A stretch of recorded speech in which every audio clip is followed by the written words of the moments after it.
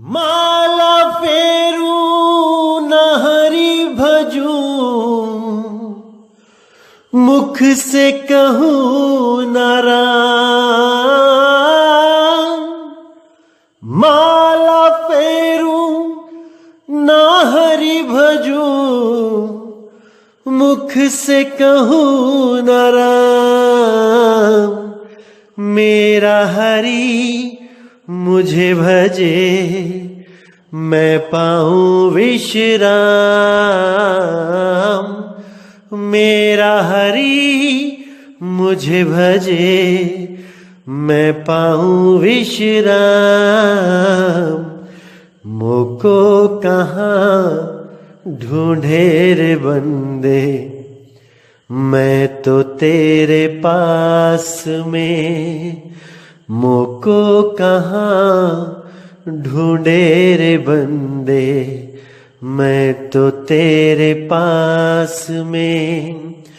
खोजी होए तुरंत मिल जाऊं, एक पल की तलाश में। खोजी हो तुरंत मिल जाऊं, एक पल की तलाश में। मोको कहाँ ढूंढे रे बंदे, मैं तो तेरे पास में। मोको कहाँ ढूंढे रे बंदे, मैं तो तेरे पास में।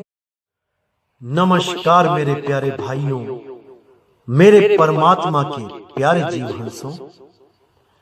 मैं बंदी छोड़ से यही अरदास करता हूं कि आप सब मेरे भाइयों का विवेक पहले से ज्यादा और ज्यादा से ज्यादा बढ़ता ही जाए, और ऐसी कोई दुविधा ना रहे जो आपके दिमाग में 1% भी घर कर पाए। मैं हमेशा परमात्मा से यही अरदास करूंगा कि हर चीज आपको क्रिस्टल क्लियर होती चली जाए। कोई भी शंका हो, कोई भी प्रॉब्लम हो, आप स्वयं से ही उसका निबेड़ा कर पाओ। मैं बस यही अरदास करूंगा। जब आप इस लायक स्वयं हो जाओगे कि अपने ही सवालों का जवाब खुद से ढूंढने लगोगे, तब मेरे भाई समझ जाना, आप में और नितिन दास में अब कोई फर्क नहीं है। जो विवेक शक्ति परमात्मा ने मुझे बख्शी है, वही शक्ति आप में भी जागृत हो चुकी है। इसको अच्छी तरह समझ जाना मेरे भाई। तो मैं आपको फिर बताना चाहूंगा, क्योंकि यह सवाल बहुत ज्यादा बार मेरे सामने आया है। लोग संतों की अलग अलग वाणियों की फोटो खींच के मुझे भेजते रहते हैं और पूछते रहते हैं कि संतों ने ऐसा क्यों बोला। आप मना कर रहे हो करने को, देखो संतों ने बोला कि जाप करो, राम नाम जपो, अजपा जाप करो, श्वासों का जाप करो, अनहद की नाद सुनो, देखो, और आप मना कर रहे हो। तो मेरे भाई, मैंने आपको बहुत अच्छी तरह समझा रखा है कि हर संत अपने ज्ञान में, अपनी वाणी में 2 तरह का ज्ञान बताता ही बताता है। वो इसलिए बताता है क्योंकि हर जीव का विवेक का लेवल एक जैसा नहीं होता। हर जीव की जो बुद्धि क्षमता है वो एक सी नहीं होती। तो जो बेचारे कमजोर होते हैं, उनको थोड़ा सा ऊपर उठाने के लिए पवित्र ज्ञान बोला जाता है, और जब वो पूर्ण विवेकी हो जाएं, उसके बाद मूल ज्ञान बोला जाता है। इसी कारण ये जो दुनिया के लोग हैं, ये समझ ही नहीं पाते कि असल में मूल सिद्धांत है क्या। ये उसी अधूरी वाणी को पूरा समझ के, उसी के द्वारा साधना करके अपना जन्म बर्बाद कर लेते हैं। क्योंकि सामने प्रमाण दिखाई देता है कि ओम का जाप करो, कलियम का जाप करो, हरियम शरियम सोहम सत्यम लिखा है, इसीलिए कभी मन में शंका नहीं होती कि हम गलत कर रहे हैं, क्योंकि लिखा है। जब लिखा हुआ ही दिखा दिया उन महात्माओं ने कि देखो लिखा है, तब शंका नाम की चीज ही नहीं आती। और हम उन्हीं मंत्रों का जाप करके जन्म मरण के इस चक्कर में सदा पड़े रह जाते हैं। अब इससे बाहर निकलने के लिए आपको मूल ज्ञान की जरूरत है। जब मूल ज्ञान की वाणी आपको उन्हीं संतों की जुबानी, उन्हीं संतों की वाणियों में दिखाया जाता है, तब जो विवेकी हंस होते हैं वो तो एक पल में समझ जाते हैं, निबेड़ा कर लेते हैं कि भाई मेरे हित के लिए कौन सी वाणी बोली गई है, कौन सी वाणी मूल है। लेकिन जो मेरे प्यारे, जो नादान, जो कम विवेकी भगत होते हैं, वो बेचारे ये निर्णय नहीं कर पाते और उसी किश्ती में बैठे रहते हैं जिस किश्ती में छेद होता है। और धीरे धीरे धीरे धीरे वो पानी भरता जाता है और मेरे भाई डूबते जाते हैं। और वो किश्ती का मालिक, जिसको खुद पता भी लग जाता है कि किश्ती में छेद है यानी हमारा ज्ञान अधूरा है, वो दोबारा फिर यही वाणियां दिखा दिखा के उन सवारियों को अपनी किश्ती में रोकने का प्रयास करते हैं कि कहां जा रहे हो, अरे रुक जाओ, देखो वाणी में लिखा है कि ओम कलियम हरियम शरियम जपना है, कि देखो ज्योत निरंजन ओंकार रारंकार सोहंग जपना है, कि देखो सतपुरुष अकाल मूर्त शब्द स्वरूपी राम जपना है। वो यही वाणियां दिखा दिखा के उन यात्रियों को डुबोने का काम करते हैं। इसीलिए साहिब ने बोला, वाणी अरबों खरब है जिसका आदि ना अंत, और जो वाणी तेरे काम की ताका कर साधंत। उसकी साधना कर भाई, उस वाणी के अनुसार साधना कर जो मूल ज्ञान है, पवित्र ज्ञान नहीं। पवित्र ज्ञान बोला गया है बच्चों की पढ़ाई के लिए, कि एक परमात्मा था, उसके 16 पुत्र थे, उनमें झगड़ा हो गया, ये हो गया, वो हो गया। अरे ये कहानियां हैं मेरे भाई, मूल ज्ञान कुछ और है, उसको समझना पड़ता है। वो कोई मंत्र नहीं है कि गुरु ने मंत्र दिया और तुमने सुन के उसको रट लिया, वो समझने की चीज है। इसीलिए बोला, आदि नाम हम भाख सुनाया, ये मूर्ख जीव समझ नहीं पाया। वो सार नाम भाख के सुनाया जाता है, लेकिन मूर्ख जीव समझ नहीं पाता, क्योंकि सार नाम ज्ञान का नाम है, मूल ज्ञान का। वो कोई मंत्र नहीं है कि गुरुजी ने भाख दिया, ओम सोहम सत्य कबीर, और चेला जी ने सुन लिया ओम सोहम सत्य कबीर और लग गया जपने। अरे समझने की चीज है, सुनने की नहीं कि सुन लिया और जप लिया।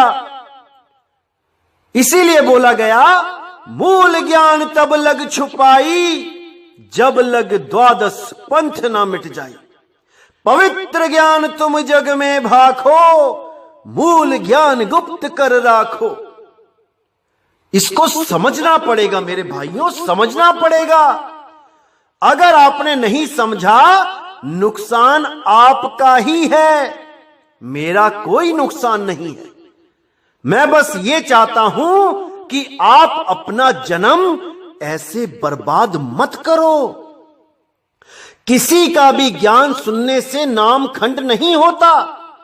अगर कोई आपको कहता है कि अगर हमारे गुरु के यानी आपके गुरु के अलावा आप किसी और का ज्ञान सुन लोगे तो नाम खंड हो जाएगा, वो डरते हैं कि शिष्य कहीं छोड़ के ना चले जाएं। जिसके पास सत्य नहीं होता वो डरता ही है। जिसके पास सत्य होता है वो खुली छूट देता है कि जाओ बेटा कहीं भी सत्संग सुनो, और जहां पे भी तुम्हें लगे कि कोई भी गुरु अधूरी बात कर रहा है उसको पूरा करो, उसको समझाओ, उसको बताओ कि गुरुजी आपके पास पूर्ण ज्ञान नहीं है। क्यों डरते हैं ये लोग? पर्चों पे छाप छाप के व्हाट्सएप ग्रुप्स में भेजते हैं कि नितिन के सत्संग सुनने से नाम खंड हो जाएगा। क्यों डरते हैं ये लोग? इसीलिए डरते हैं क्योंकि इनके पास पूर्ण ज्ञान नहीं है। लेकिन मेरे भाई कब तक भागोगे? कब तक भागोगे? एक दिन तो सत्य का सामना करना ही पड़ेगा, करना ही पड़ेगा। तो इसीलिए हमारे सत्संग सुनने शुरू करो। अगर आपको इनमें कोई गलती पकड़ में आती है तो आप मुझे फोन करो, लेकिन 100 सत्संग कम से कम सुन लो। जिन भी सवालों का जवाब आपको चाहिए आप कागज में लिख लो। मैं पूरे यकीन के साथ कहता हूं कि 100 नंबर तक पहुंचते पहुंचते आप स्वयं अपने हाथों से उन सवालों को काटते चले जाओगे, क्योंकि उन सब का जवाब आपको इन्हीं 100 सत्संग में मिल जाएगा। और जो आगे के लेवल की बात है वो 100 के बाद आपको स्वयं समझ में आने लग जाएगी। फिर कोई सवाल नहीं रहेगा, क्योंकि ये मूल ज्ञान है ही ऐसा जो शुरू में समझना मुश्किल होता है, और एक बार समझ में आने लग गया फिर मेरे भाई पीछे मुड़ के नहीं देखोगे। इसीलिए बोला अटपट ज्ञान कबीर का, झटपट लगा ना जाए, और जो इसको झटपट लखे तो सब खटपट मिट जाए। तो मेरे भाई अच्छी तरह समझो कि मैं क्या बताना चाह रहा हूं। बार बार ये मौका नहीं मिलेगा, नहीं मिलेगा। तो आज महाशिवरात्रि है और बहुत से मेरे भाइयों ने निवेदन किया कि संतों महात्माओं के जन्म दिहाड़े पे आप सत्संग करते हो, आज शिवरात्रि पर भी कुछ ऐसा सत्संग कर दो कि यादगार बन जाए। तो मैं आज वो सत्संग करने जा रहा हूं, इसी बात पे सत्संग करूंगा कि पवित्र ज्ञान और मूल ज्ञान में क्या फर्क होता है, कि संत हमें दोनों तरह की वाणियां क्यों बताते हैं, क्यों समझाते हैं। और अगर हम बिना सोचे समझे केवल पवित्र ज्ञान को पकड़ के बैठ जाए तो हम जन्म मरण से पार नहीं हो सकते। आज यही समझाया जाएगा। तो आज मैं जो वाणी लेने जा रहा हूं वो गरीबदास जी की वाणी है, बहुत प्यारी वाणी है। आप समझोगे तो आपको समझ में आएगा कि गरीबदास जी ने अपने ग्रंथ में शिव जी के लिए क्या बोला है, क्या करना है हमने। देखिए, वाणी से पहचानिए कि ये आपके काम की वाणी है या नहीं है, क्योंकि वाणियों में मैंने बताया कि दोनों तरह का ज्ञान होता है, मूल ज्ञान और पवित्र ज्ञान। इस वाणी को समझ के आप खुद जान जाओगे कि ये मूल ज्ञान की वाणी है या पवित्र ज्ञान की। देखिए क्या कहती है वाणी। तो क्या कहती है वाणी? प्रथम पूजो शिव का लिंगा, उर्दमुखी जहां गिर है गंगा, शिव साहिब को हंस रिझावो, जा पर कांवड़ पत्र चढ़ावो। अब यहां पर गरीबदास जी महाराज ने साफ साफ लफ्जों में बोल दिया कि प्रथम पूजो शिव का लिंगा, कि अगर परमात्मा को पाना है तो पहले शिवलिंग को पूजो। अगर भक्ति में प्रवेश करना है तो पहले शिवलिंग की पूजा करो। उर्दमुखी जहां गिर है गंगा, जहां पर उर्दमुख होके गंगा गिरती है उस शिवलिंग को पहले पूजो। शिव साहिब को हंस रिझावो, जा पर कावड़ पत्र चढ़ावो, कि पहले शिव साहिब, यहां पे शिव जी के साथ साहिब लगा दिया है कि पहले शिव साहिब को रिझाओ, उसको खुश करो। जैसे भजन में भी आता है, भोला को कैसे मैं मनाऊं, मेरा भोला ना माने। तो पहले शिव को खुश करो, उसको रिझाओ। कैसे रिझाओ?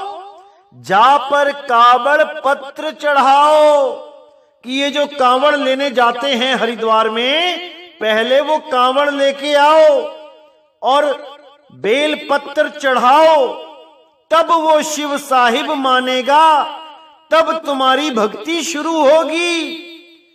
आगे कहते हैं, मोतियन झालर दमके हीरा, अनंत पदम धुनि गहर गंभीरा, शंख कमल फूले कुर्बाना, गरीब दास जहां पुरुष अमाना।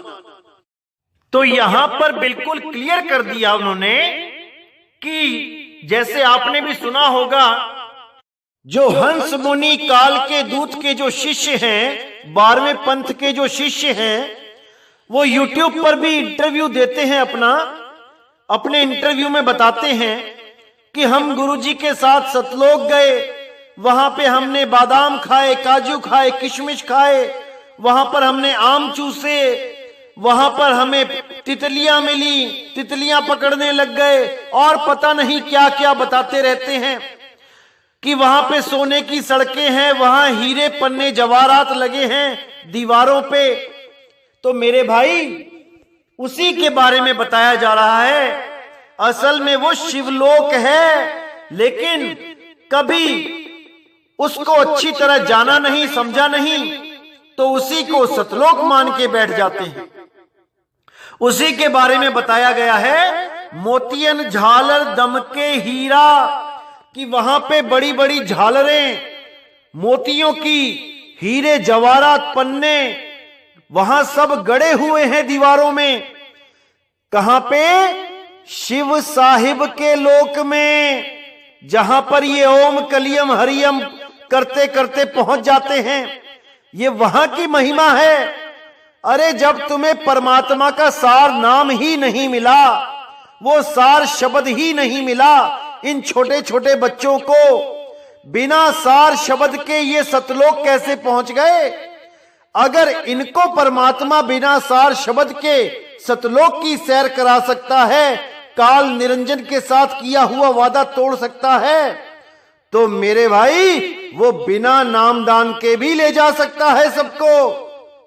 जैसे ही मृत्यु हुई, वैसे ही कबीर साहब प्रकट हुए और अपने साथ इस जीव को ले जाए। क्या दिक्कत है? तो ये जो इंटरव्यू में आप सुनते हैं, ये वो लोग हैं जिनको अभी प्रथम दीक्षा ही मिली है, अभी सतनाम ही मिला है, और इनको वही काल निरंजन गुरु के रूप में आके इनको शिवलोक में भ्रमण करवा देता है। अब ये गरीब बेचारे, खाने को दाने नहीं जिनको, जब ये वहां देखते हैं हीरे पन्ने जवाहरात लगे हुए हैं, तो माया इनको भरमा देती है। ये बेचारे समझने लग जाते हैं कि हम तो सतलोक घूम के आ रहे हैं, वहां पे तो ऐसे सोने जवाहरात हैं। क्योंकि ये गरीब लोग बेचारे यहां पर तो दाने दाने को तरस रहे होते हैं, वहां सोने की सड़कें देख के भ्रमित हो जाते हैं, लालच में पड़ जाते हैं। इसलिए लंबे लंबे इंटरव्यू देके बाकी गरीब लोगों को, उन बेचारों को जिनको 10 रुपए कमाई नहीं हो रही, उनको भी भ्रमित कर देते हैं कि वहां पे सोना है, सोना, सड़कों पे सोना है, वहां दीवारों पे हीरे जवाहरात लगे हैं। और ये बेचारे गरीब लोग उन मीठे मीठे सपनों में आके पथ भ्रष्ट हो जाते हैं। परमात्मा से ज्यादा, मुक्ति से ज्यादा इनको हीरे जवाहरात, सोने की सड़कें आकर्षित करने लग जाती हैं। क्या करे बेचारे? कुछ भी नहीं कर सकते, क्योंकि वाणियों में लिखा है, दिखाई दे रहा है, तो यकीन करना ही पड़ता है। तो मेरे भाई, वाणी में तो यह भी लिखा है कि शिव का लिंग पूजो जाके, तब आगे का रास्ता मिलेगा। कांवड़ चढ़ाओ जाके, बेल पत्थर चढ़ाओ जाके, तब वो शिव साहिब प्रसन्न होंगे। तो क्यों नहीं चढ़ाते आप लोग? क्यों नहीं जाते? क्यों कहते हो शिवलिंग की पूजा कर ली तो नाम खंड हो जाएगा? अरे यहां पे लिखा है, सामने लिखा है, कैसे मना कर सकता है कोई? तो मेरे भाई बुद्धि लगाओ, विवेक लगाओ। बहुत कुछ लिखा होता है, लेकिन आपके काम का क्या है, हमने ये देखना होता है। अब इन लोगों को पता है कि हमने शिवलिंग की पूजा करवा दी तो लोग मानेंगे नहीं, लोग हमें पकड़ लेंगे कि आप गलत साधना दे रहे हो, क्योंकि किसी भी ग्रंथ में शिवलिंग की पूजा के लिए कभी नहीं बोला किसी संत ने। लेकिन गरीबदास जी तो बोल रहे हैं, तो गरीबदास जी का कहा क्यों नहीं मानते आप लोग? वो तो बंदी छोड़ गरीबदास जी हैं, आपको गलत रास्ता थोड़ी नहीं बताएंगे, अपनी वाणी में लिख के गए हैं। जैसे कि आपको दिखाता हूं एक और वाणी, देखिए यहां जो वाणी गरीबदास जी की है उसमें साफ मंत्र लिखे हुए हैं। सत सुकृत अविगत कबीर, ओम ओम ओम ओम, किलियम किलियम किलियम किलियम, हरियम हरियम हरियम हरियम, श्रीयम श्रीयम श्रीराम श्रीराम, सोहंग सोहंग सोहंग सोहंग, सत्यम सत्यम सत्यम सत्यम, अभय पद गायत्री, पटल पढ़ंते, अर्थ धर्म काम मोक्ष, पूर्ण फल लभयंते। तो यहां पर ये वाणी दिखा दिखा के, ये मंत्र दिखा दिखा के आप सब मेरे परमात्मा के बच्चों को यही देवी देवताओं के नाम जपवा दिए। कबीर साहब ने कभी नहीं कहा कि आप किसी भी देवी देवताओं का नाम जपो। यहां तक कि उन्होंने यह भी नहीं कहा कि तुम मेरा नाम जपो। रविदास जी महाराज जी की वाणी है, सत्य पुरुष को छोड़ के करे आन की आस, ते नर नरक को जाएंगे सत भाखे रविदास। रविदास जी महाराज तो साफ कहते हैं कि आन की आस यानी आन पूजा, आन के मंत्र नहीं जपने हैं, केवल और केवल सतपुरुष का नाम सिमरण करना है। सिमरण करना है, जाप नहीं करना है। अभी तक सिमरन और जाप में ही फर्क नहीं कर पा रहे हैं लोग, इसीलिए इन अधूरे गुरुओं के चक्कर में पड़ जाते हैं।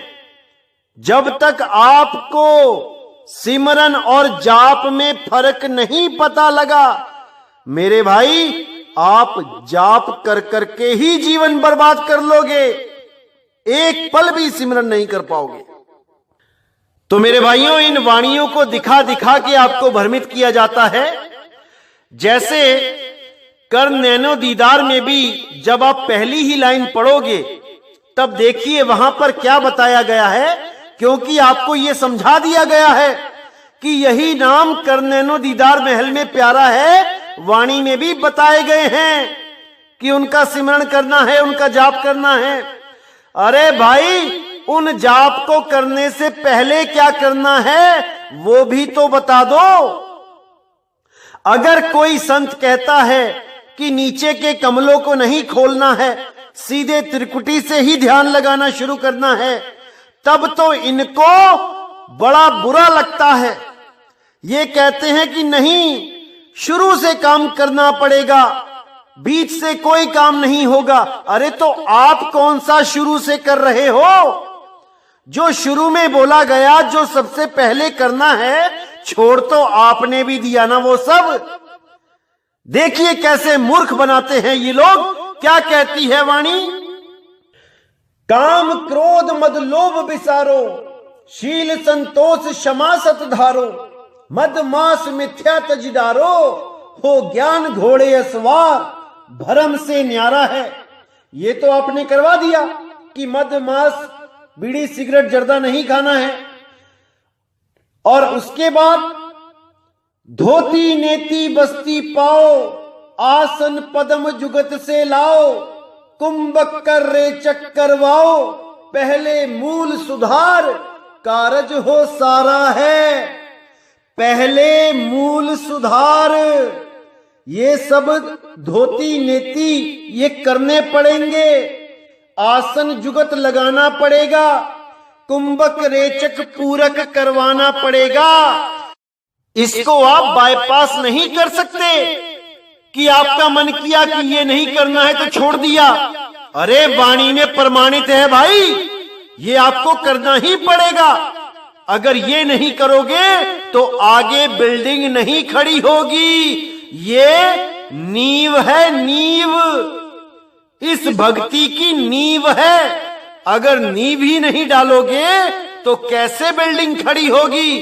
धराशाही हो जाएगी, गिर जाएगी।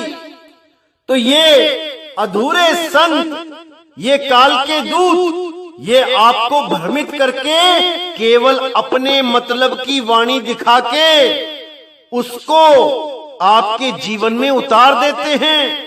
ये आपको सत्य से रूबरू नहीं होने देते। इनकी इसी चालाकी को यहां पर बताया जा रहा है। इनके इसी षड्यंत्र का भेद खोला जा रहा है। ये जब आप पूरी वाणी पढ़ेंगे तो कबीर साहब ने बिल्कुल खत्म कर दिया सारा काम इस वाणी में कि कोई अलख लोक, अगम लोक, अनामी लोक, कितने भी लोक आप चले जाओ, वहां नहीं जाना है। वो सब माया के लोक हैं। जब मैं ये शब्द पूरा खोलूंगा तब आपको एक एक बात समझ में आएगी। इसीलिए साहिब ने बोला है कि शब्द विहंगम चाल हमारी, कहे कबीर सतगुर दई तारी। जो चार तालों की बात गरीबदास जी ने बोली थी अपनी वाणी में कि चार कुलुफ लगे हैं ताले, मैं इन लोगों से पूछना चाहूंगा कि मुझे ये बता दो तालों का आविष्कार कब हुआ और क्यों हुआ? क्या सतलोक में भी ताले थे क्या वहां पे भी चोर उचक्के घूमते हैं क्या? अरे भाई, जब तक लोहे का आविष्कार नहीं हुआ तब तक ताले नहीं बने थे। तालों को बनाया ही इसीलिए गया कि चोर चोरी ना कर ले। जो गरीबदास जी की वाणी में चार तालों का जिक्र है वो कोई ताले नहीं है कि हरिसन के ताले हैं, लिंक के ताले हैं। वो कोड लगे हैं। उन कोड को बहुत जल्दी खोला जाएगा मेरे भाइयों। एक एक कोड को डिकोड कर दिया जाएगा। जैसे साहिब कहते हैं शब्द विहंगम चाल हमारी, और कहें कबीर सतगुर दई तारी। तारी यानी चाबी, खुले कपाट शब्द झनकारी। वो दरवाजा खुलेगा उस चाबी से, लेकिन वो ऐसे ताले नहीं हैं कि उसमें चाबी लगानी पड़ेगी। वो भेद है, वो रहस्य है जो केवल और केवल भेदी गुरु बता सकता है। ये सब गुरुओं के बस की बात नहीं है। वो चारों कुलुफ इसी वाणी में छुपे हुए हैं। इस कर्द दीदार महल में प्यारा है, इस वाणी में चारों ताले लगे हैं, चारों ताले। और आखिरी ताला जिसकी चाबी सतगुरु कबीर साहब के पास है, उन्होंने दे दी है। वो संतों के पास पहुंच चुकी है। अब जिसको भी वो संत चाबी आगे पकड़ा देंगे वो ताला खोल के निकल जाएगा। इसीलिए बोला शब्द विहंगम चाल हमारी, कहें कबीर सतगुर दई तारी। खुले कपाट शब्द झनकारी, वो पिंड अंड के पार सो देश हमारा है। करने नो दीदार महल में प्यारा है। इस वाणी को जब मैं पूर्णतया खोल दूंगा तब एक भी संशय आपके दिमाग में नहीं रहेगा मेरे भाई, नहीं रहेगा। लेकिन बस आपने विवेक को बढ़ाते जाना है। ये वाणी खोलने में केवल इसीलिए देर लगाई जा रही है ताकि आप उस लेवल तक पहुंच सको कि आप उस वाणी को एकदम ग्रहण कर पाओ, हर बात को अच्छी तरह समझ पाओ। इसीलिए देर लगाई जा रही है, अन्यथा कोई दूसरा कारण नहीं है। जैसे पहली क्लास के बाद पीएचडी तक पहुंचने के लिए समय लगता है, अगर पीएचडी की क्लास आपको दूसरी क्लास में पढ़ाने लगी जाए तो आप समझ नहीं पाओगे, कुछ पल्ले नहीं पड़ेगा। भले आपके पास भी वही किताबें हैं, वही एबीसीडी के द्वारा आपके भी अक्षर लिखे गए हैं पहली दूसरी क्लास के, और वही अंग्रेजी में एबीसीडी के द्वारा पीएचडी की किताबों में भी अक्षर लिखे हैं, लेकिन अक्षर अक्षर में इतना बड़ा भेद हो जाएगा कि आप समझ ही नहीं पाओगे। इसलिए देर लगवाई जा रही है और आपको इंतजार करना चाहिए। अगर मैं समय लगा रहा हूं उसके पीछे कोई कारण है मेरे भाई, आपके ही भले की बात है। मुझे कोई फर्क नहीं पड़ता मैं आज खोल दूं, लेकिन आप उसको पूर्णतया समझ नहीं पाओगे, इसलिए समय लगाया जा रहा है। तो इन वाणियों को आपने अच्छी तरह समझना है कि जो ग्रंथों में लिखा गया है वो हमेशा करने के लिए ही नहीं लिखा जाता, भले वहां पे लिखा है कि करो, तो इसको समझना। इसी प्रकार आप लोगों को ये वाणियां दिखा दिखा के भ्रमित करना ही इनका काम है। ये इस दुनिया में अवतार लेके आते हैं केवल आपको भरमाने के लिए कि कहीं आप सब सत्य से रूबरू ना हो जाएं। नहीं तो इनको जो काल भगवान ने ड्यूटी दी है वो कैसे पूरी होगी। इनको जो ऐशो आराम मिलना है, आप लोगों को काल के हाथों बेच के जो सुख सुविधाएं इनको काल देगा वो इनको कैसे मिलेंगी। अगर इनके जाल से आप निकल गए तो इनको कौन पूछेगा। इसीलिए ये लोग वाणियां दिखा दिखा के आपको भ्रमित करने का पूरा काम करते हैं। अब आपको कोई विवेक देता है तो आप उसको अपना दुश्मन मान लेते हैं, दिक्कत यहीं आती है। मेरे भाइयों, अगर आप अपना विवेक लगाना शुरू कर दो तो इन लोगों की इतनी हिम्मत नहीं कि किसी भी मेरे एक भाई को ये भ्रमित करके दिखा दे। जैसे आपको मैं बताता हूं, गीता में ये मंत्र बोला गया है, श्लोक बोला गया है कि मेरी साधना केवल एक ओम के द्वारा पूर्ण हो जाती है। जो ओम अक्षर का जाप करते हैं उनको मेरा ब्रह्मलोक प्राप्त होता है। अब विचार करना कि यहां पर ओम के साथ अक्षर क्यों बोला गया, क्योंकि अक्षर का मतलब होता है अविनाशी। और गीता, वेद, पुराण, ये जितने भी ग्रंथ हैं ये ओम को अविनाशी ही मानते हैं, इसलिए इन्होंने ओम को अक्षर बोला, जबकि ओम शब्द है। गीता में इसी ओम को जाप करने वालों को ब्रह्मलोक की प्राप्ति बोला गया है कि उनको ब्रह्मलोक की प्राप्ति हो जाती है केवल एक अक्षर ओम को जपने से। अब यहां पर यह नहीं बोला कि अगर आप देवी देवताओं के नाम नहीं जपोगे, एनओसी लेके नहीं आओगे तो आपको ब्रह्मलोक नहीं जाने दिया जाएगा, ऐसा कुछ नहीं बोला गया। केवल एक अक्षर ओम जप के आप ब्रह्मलोक को जा सकते हो, बिना किसी कमल को खिलाए। कोई मूल चक्र नहीं, कोई स्वाद चक्र नहीं, कोई नाभि नहीं, कोई कंठ नहीं, सीधे ओम से ब्रह्मलोक को प्राप्त हो रहे हो, जो कि देवी देवताओं के लोक से ऊपर की अवस्था है।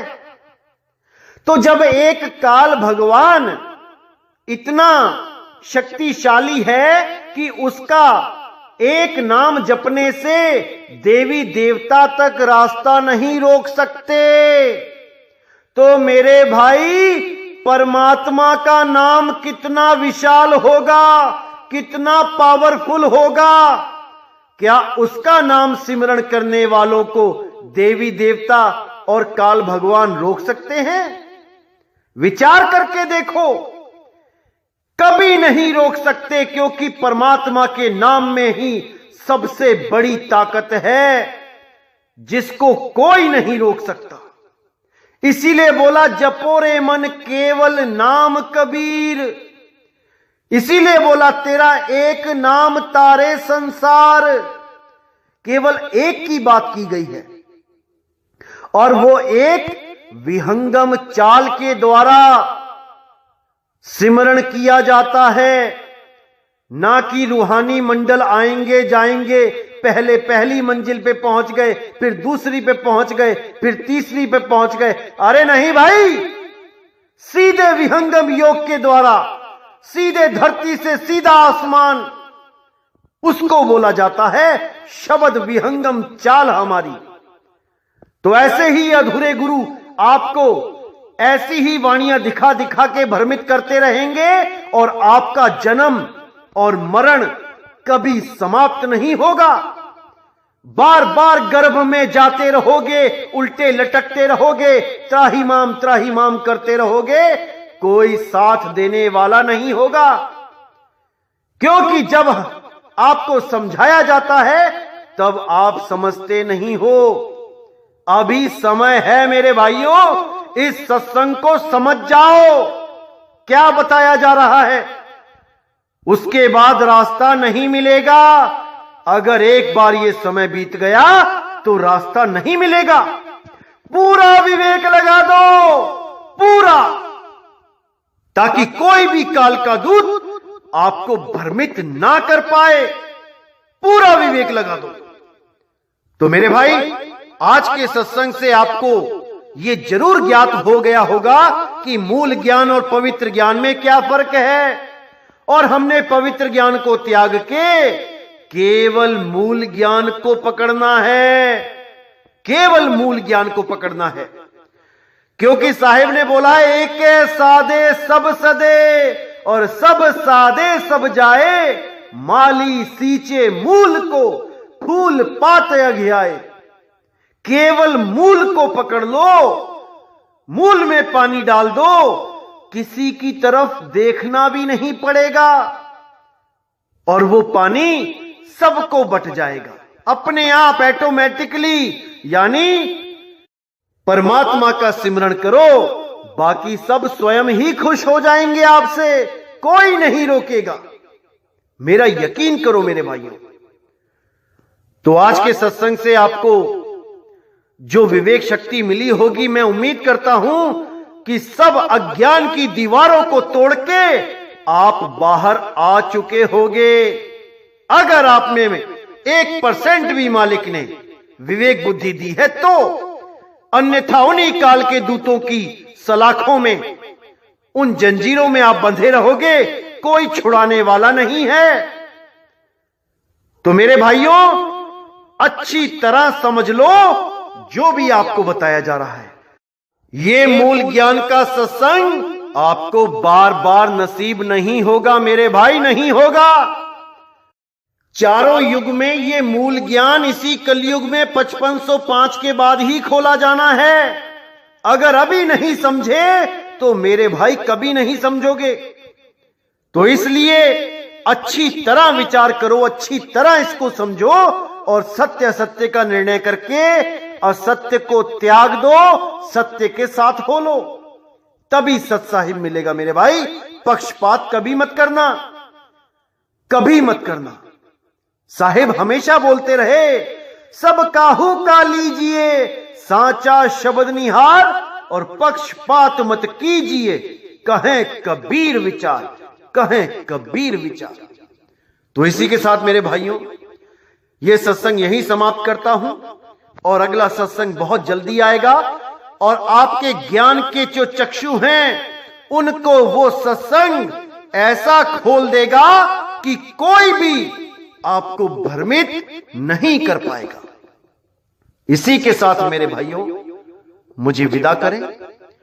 जय गुरु बंदी छोड़ बैराग साहिब, जय गुरु बंदी छोड़ साधु शरण साहिब, जय गुरु बंदी छोड़ मेरे बाबा नानक साहेब, मेरे रविदास जी महाराज, मेरे धर्मदास जी साहब, मेरे संत पलटू भीखा जी, नामदेव जी, मेरे सब संत।